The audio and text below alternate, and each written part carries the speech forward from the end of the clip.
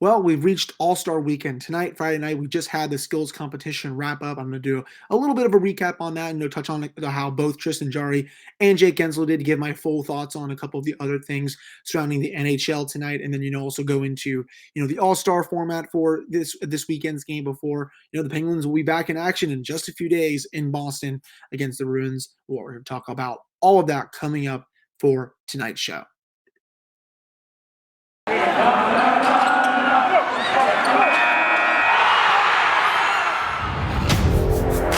You're Locked On Penguins, your daily podcast on the Pittsburgh Penguins, part of the Locked On Podcast Network, your team every day.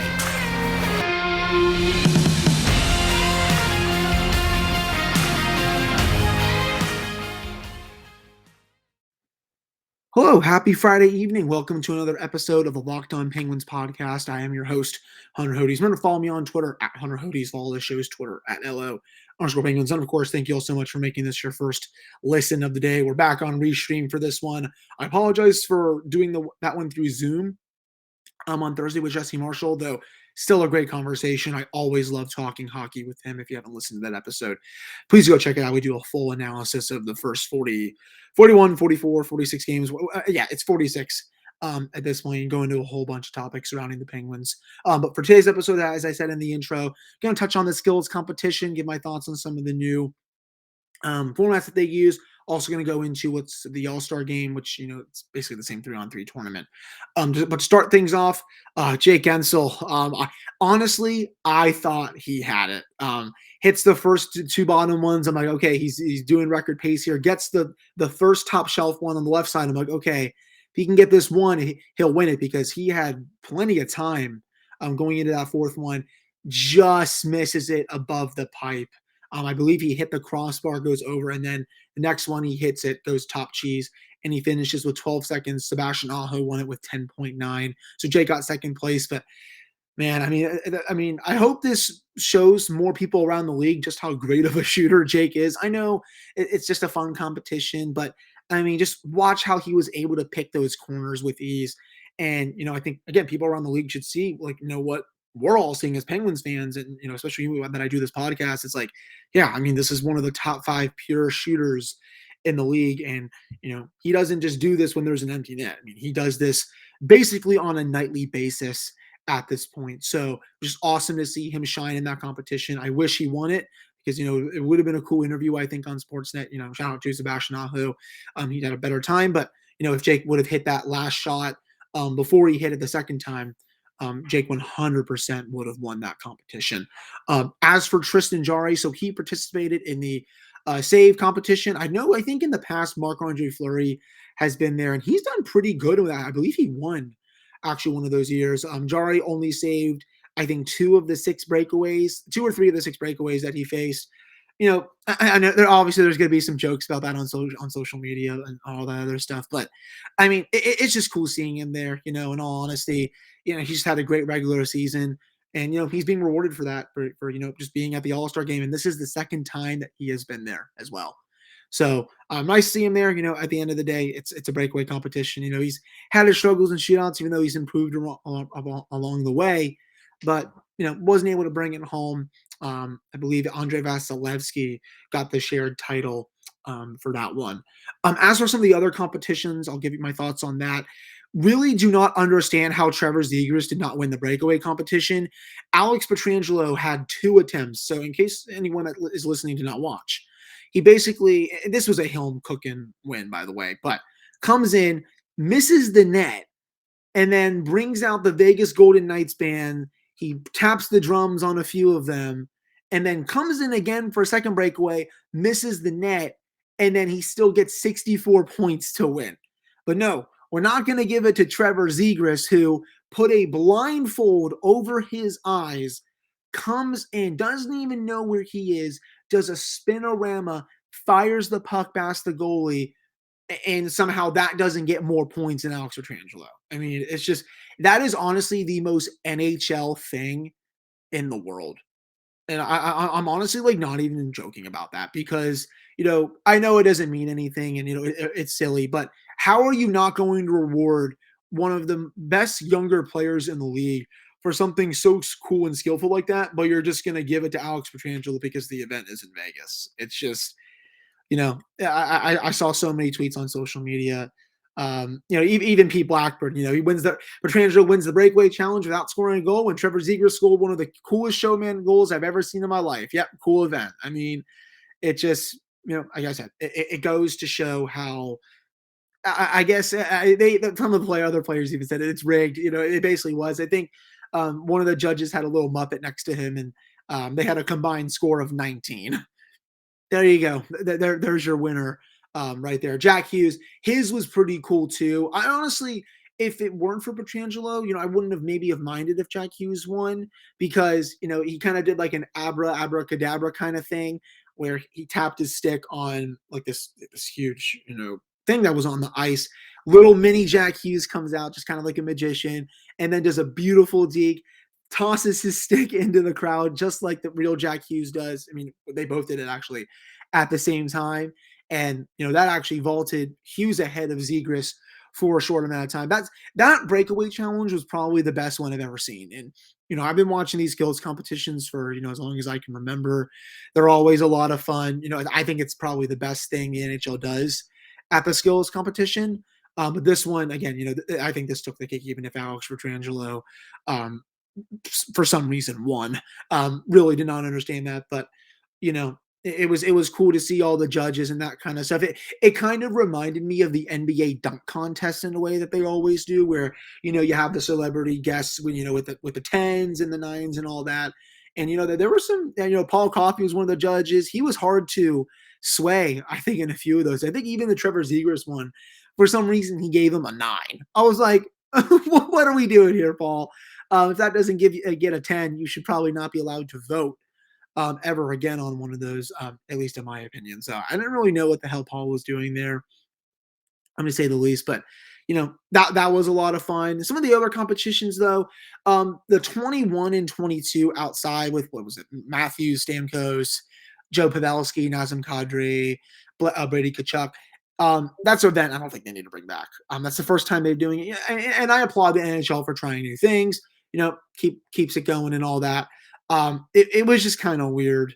I mean, I think it dragged on for too long, at least in my opinion, while I was watching it. And I mean, and sure, it's a cool competition, but I think that should be a one-time thing just because, well, they're in Vegas, for God's sake. So if they were to not bring back, I'd be totally fine with that. Hardest shot, I know some people are kind of over that. I love the hardest shot competition. I remember, being a kid or being a teenager really, and just, watching Shea Weber blast a 120-mile-per-hour slap shot every freaking time he was in it, and just flat out owning people. Same with Zdeno Chara. He would blast one around that speed too, if not more. That was always the highlight of my, younger teenage years when I would tune in. So I've always had just, that one's always just meant a lot to me. And, tonight Victor Hedman won. I'm not really surprised just because he has a cannon of a shot. And I mean, put that on my social media. So, good for him. Fastest skater. I always love that one too. I wish that, one of the other players would have won. I wish, honestly, still McDavid would have won it had he done it. But, at the end of the day, you got to change it up a few times. It was really cool to see Jordan Kyrou win for the first time. He was just flying all over the ice there. This was the first time as well that ESPN did the skills competition, so it was pretty good. Honestly, I liked the coverage that they had. I think it blew away NBC's from the previous, decade and a half that they had the rights. So, all in all, I thought it was a success.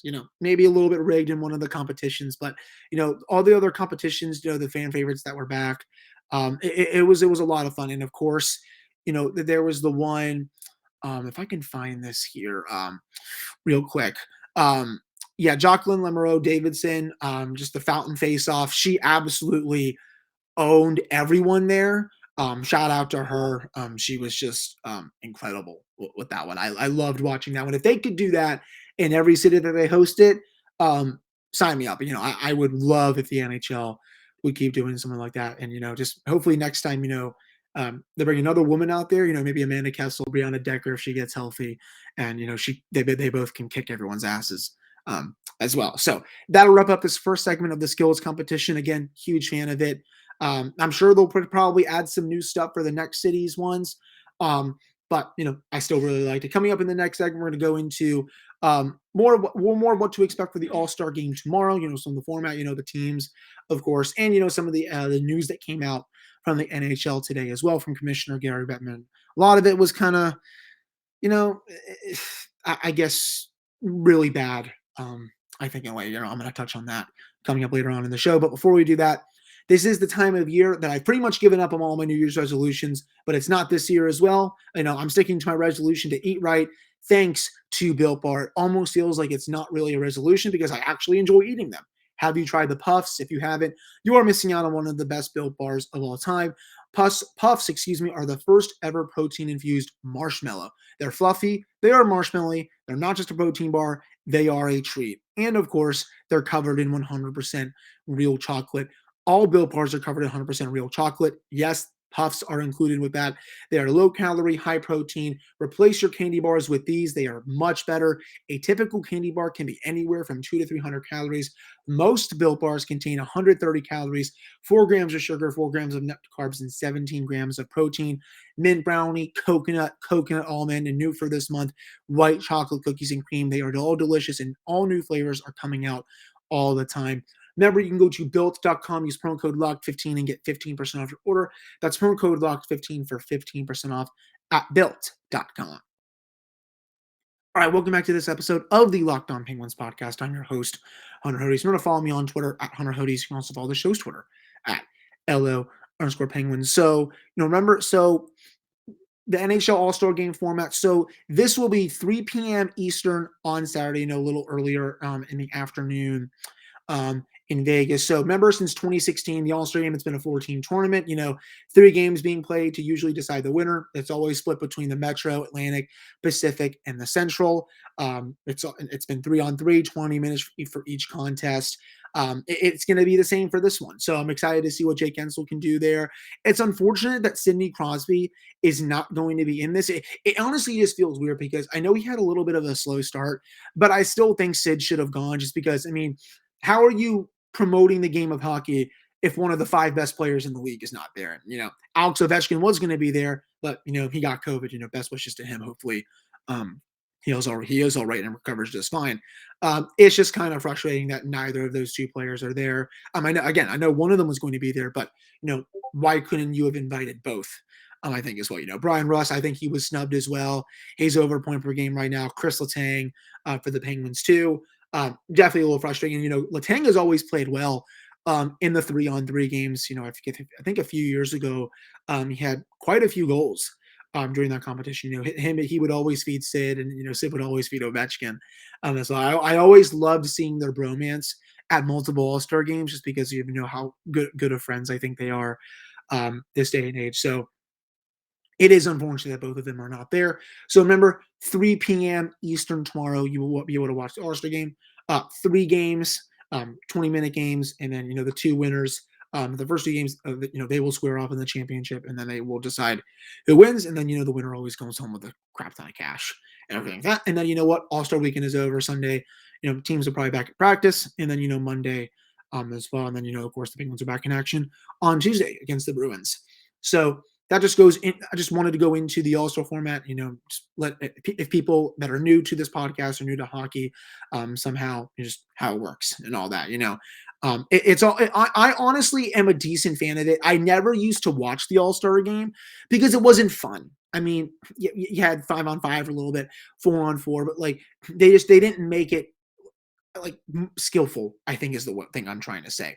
When they changed it to 3-on-3 6 years ago, it became more skillful. It became more fun. Now I actually set time out of my day to watch it because, it's decently fun and it hooks more casual fans into it. I'm glad that the NHL decided to make that change for the All-Star game. I think that All-Star festivities are fine. I think it's still annoying, of course, that they had to have it this weekend when, players should have been at, Beijing for the Olympics, but that's the discussion for another day. Speaking of the Olympics, though, players are still expected to go in 2026, and it sounds like, according to Pierre LeBrun, that there is going to be a World Cup of Hockey potentially in 2024. So we could see our first real international competition since 2016 with NHL players.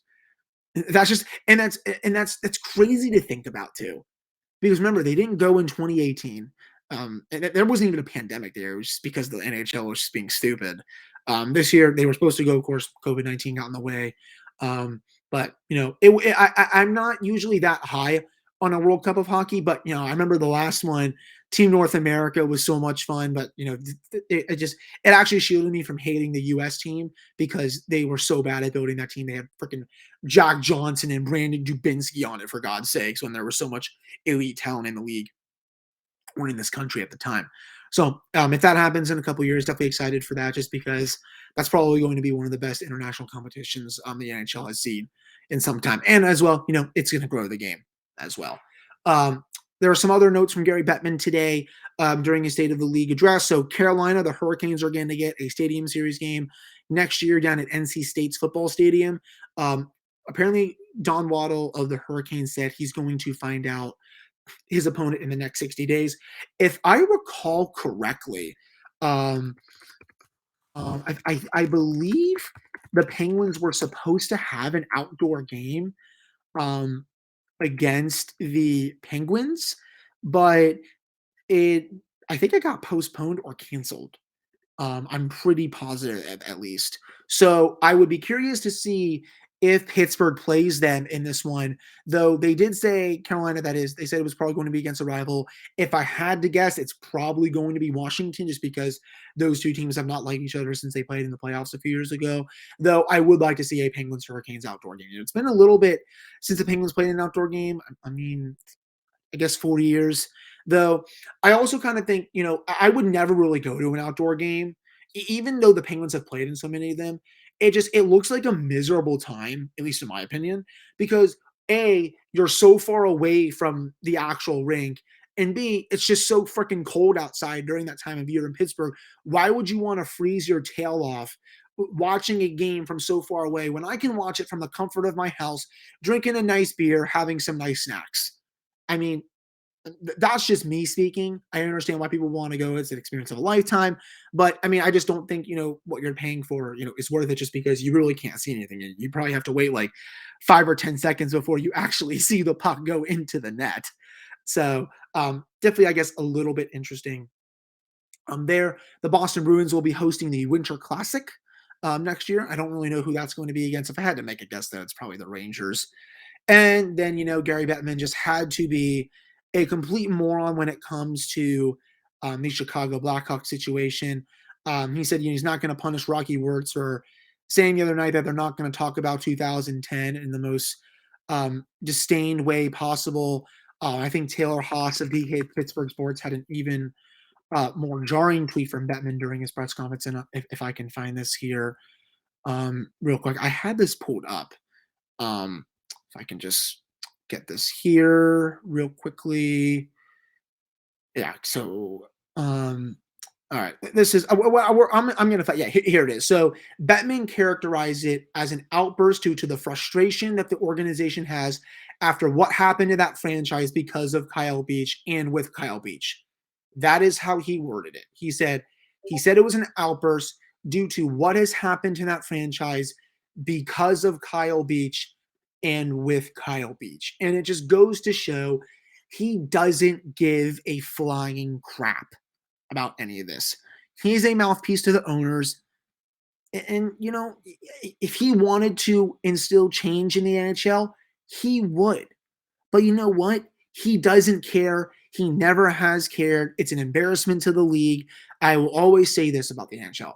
It is the best sport in the worst league. And the fact that, even the commissioner in the NHL is not saying the right thing, when it comes to just sexual assault and all this stuff. It's disheartening if you're a hockey fan. I don't really know why the NHL just has to be so tone deaf about this, time and time again. And, hockey is never going to change as long as someone like this is in position of power. And, Kyle Beach did nothing wrong. And, I don't understand why Bettman, and then Rocky Work just has to be an idiot. He had made that little apology the other night, and it was just like, okay, man, yeah, you obviously wrote that up in about 3 minutes and didn't really give a flying crap about it. So I'm just kind of numb to it at this point. Um, it's just it makes me sick. I think, to say the least. But still a little more to get to for this episode of the Locked On Penguins. Going to go into a look ahead for Pittsburgh coming up as the All-Star break. It'll be up after tomorrow, and just gonna maybe do some second half bold predictions as well. But before we get to that, BetOnline has you covered this season with more props, odds, and lines than ever before as football continues its march through the playoffs right to the big game in a couple of weeks. BetOnline.net remains the best spot for all of your sports scores, podcasts, and news this season. And it's not just football. BetOnline has up-to-the-minute info on pro and college hoops, NHL, boxing, UFC, along with live, real-time updates of current games. Don't wait to take advantage of all the new amazing offers available for the 2022 season. That is BetOnline, where the game starts. All right, welcome back to this episode of the Locked On Penguins podcast. I'm your host, Hunter Hodes. Remember to follow me on Twitter at Hunter Hodes. Follow the show's Twitter at LO_Penguins. So, time for bold predictions part 2. A couple of mine have not been, good this year, especially with Jason Zucker. My Crystal Tang one, though, that's been hitting. But I do have a couple in mind I'm going to share with you all. I think by the end of this, by the trade deadline, Kasperi Kapanen, we're going to go bold. He will not be a Penguin after the deadline. I just think, as each passing day goes, and I could easily be wrong on this, and I'm if I am, I'll eat crow, and I'll probably get old takes exposed by some of you all. But I think as each passing day goes, I think Mike Sullivan just gets more tired with him because I don't think he knows what to do with this player. I talked about with Jesse on Thursday's episode.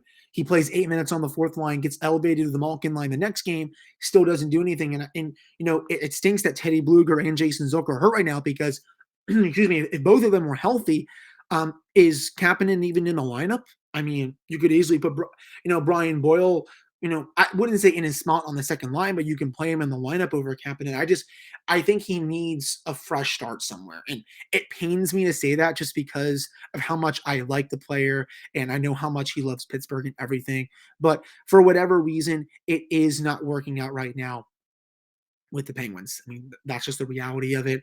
And, he cost them the game against Washington. And, I'm afraid of what's going to happen, later on in the season if he continues to cost this game, cost his team another game or two. So if he doesn't figure it out, I think he's gone by the deadline. That's my first bold prediction. Excuse me for you all. My other one, I think Jake Guentzel scores 45 plus. I think he gets close to 50. That is my second bold prediction for the second half. He's already close to 30 at this point. I mean, I know he has, well, a little less than 40 games, but, he's been one of the best goal scorers in the NHL this season. He was lighting up the league before he got a little banged up, or before, he also had, a little bit of a regression, but, that's expected for any pure goal scorer in the league. But I think he's going to go 45 plus for the end of the season. I just had one, but now I totally lost it for whatever reason. Let me see. I think by the end of the season, you're going to see Mike Matheson get top 4 minutes, and you're going to see John Marino start to get bottom pairing minutes. I don't know if that's necessarily a bold prediction. Maybe it's on the lesser side of bold, but with how Matheson is playing this year, this is the best season he's had. Underlying numbers-wise, he's top 3 among all Penguins defensemen in expected goals for, shot attempts for, scoring chances for, high danger chances for, any metric you look at. He is right up there at the top, if not, really close to the top. I've really enjoyed his game this year. And as for Marino, I think he is going to figure it out in some spots, but with how Matheson is playing, I think he deserves to get more ice time than John at this point, at least in my opinion. I think for Evan Rodriguez, he is going to rediscover his scoring touch. I think he's going to get close to 25. He's going to end around 23 to 24 goals this season. He's just been too cold for too long. He's getting the chances. The fact of the matter is the puck is not getting in the back of the net for him. And we saw that to a very high degree early on in the season where everything he touched was turning to gold. Now, this is the highs and lows, or the ebbs and flows, of a regular season. There was always going to be a little bit of a regression from him. He's already set his career high in both points and goals this season. So It was just a matter of, how long is that going to continue? Obviously, it's gone down a little bit, but I still think he's going to end with over 20 goals this season. I'm going to go with 23 to 24. As for where the Penguins will finish in the division, I think personally they'll get second. I think they will leapfrog the Rangers at the end. I'm not a too big believer in them. I think Carolina is going to finish first, Pittsburgh second, Rangers third, Capitals fourth, and I think we'll get probably an all Metro first round and then an all Atlantic first round. So that is my bold prediction for the team finishes. And then for how far the team goes, bold prediction time. I think they win 2 rounds, they lose in the conference final. That's where I'm at today. I think they can beat any team in this division in a 7-game series, if they're playing, the style of hockey that we've seen them play for a large chunk of the season. I am still really high on them. I know the team is on a 4-game losing streak, but you know what? That's bound to end here sooner rather than later. I thought they rediscovered their game on Tuesday against Washington. It was just unfortunate that they lost that game. But that will do it for this episode of the Locked On Penguins podcast. I appreciate all of you listening to this one. Penguins, again, are back in action next week, Tuesday against Boston. Then they go to Ottawa, and then they come home. For Monday's episode, I'll have a full game preview for that matchup against Boston. And then Tuesday, I have a full game recap for you all for that one. So hope you all enjoy the weekend. Enjoy the All-Star game on Saturday. And I will talk to you all on Monday.